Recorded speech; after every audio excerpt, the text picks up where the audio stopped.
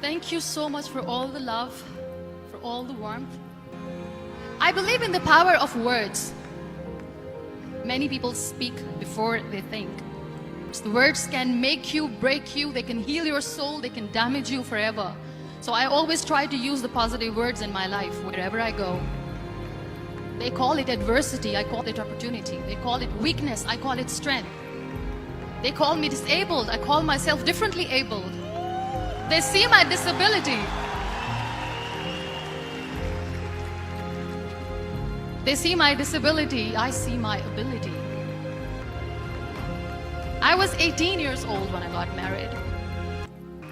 Just about after 2 years of getting married, about 9 years ago, I met a car accident. Somehow my husband fell asleep and the car fell in the ditch. He managed to jump out, saved himself. I'm happy for him. But I stayed inside the car and I sustained a lot of injuries. The list is a bit long. Was the spine injury. 3 vertebrae of my backbone were completely crushed and I got paralyzed for the rest of my life. One day, doctor came to me and he said, well, I heard that you wanted to be an artist, but you ended up being a housewife. I have a bad news for you. You won't be able to paint again because your wrist and your arm are so deformed, you won't be able to hold a pen again. Next day, doctor came to me and said, your spine injury is so bad, you won't be able to walk again. I took a deep breath and I said, it's all right. The next day, doctor came to me and said, because of your spine injury and the fixation that you have in your back, you won't be able to give birth to a child again.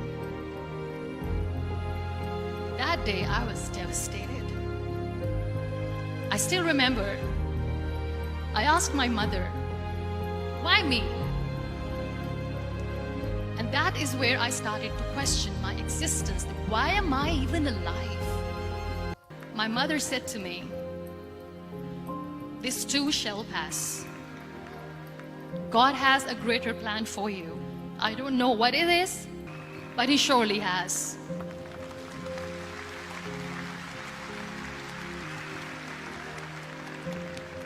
So that's how I spent 2.5 months in my hospital, crying, never complaining or whining, but painting. And then I was discharged and I went back home. Fear of unknown, fear of known, fear of losing people, fear of losing health, money. We want to excel in career, we want to become famous, we want to get money. We are scared all the time. So I wrote down one by one all those fears. And I decided that I'm going to overcome these fears one at a time. You know what was my biggest fear? Divorce. I couldn't stand this word.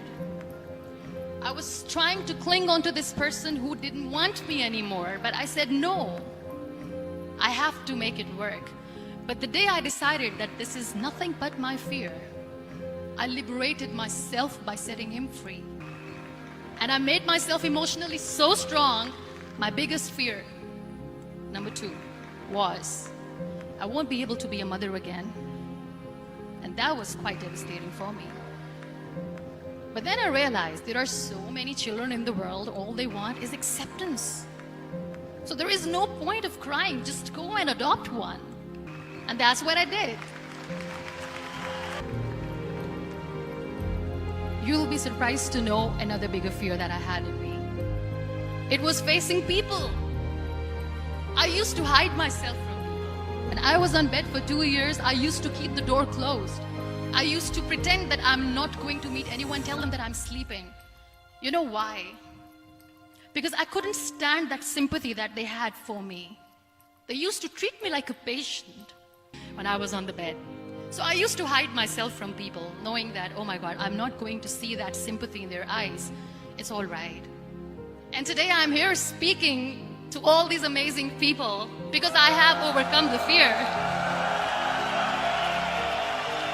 I started to appear more in public. I started to paint. I always wanted to. I have done a lot of modeling campaigns, different campaigns for brands like Tony and Guy.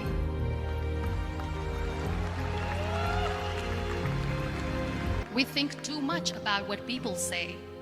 We listen to ourselves too little. You know what makes you perfect? When you make someone smile. You know what makes you perfect? When you try to do something good for the people around you. You know what makes you perfect? When you feel someone's pain. And how beautiful pain is that it connects you with people. No other medium can connect you with others but pain. That's why I always say that I'm in pain, and that's a blessing in disguise for me. You think your glass is half empty? Come on, your glass is half full. It's all in here and here.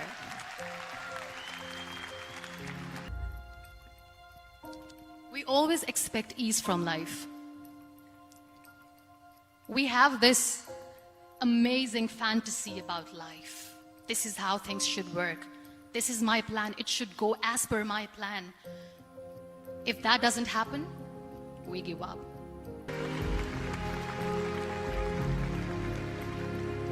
It is okay to be scared. It is okay to cry. Everything is okay, but giving up should not be an option. They always say that failure is not an option. Failure should be an option, because when you fail, you get up, and then you fail, and then you get up, and that keeps you going. That's how humans are strong.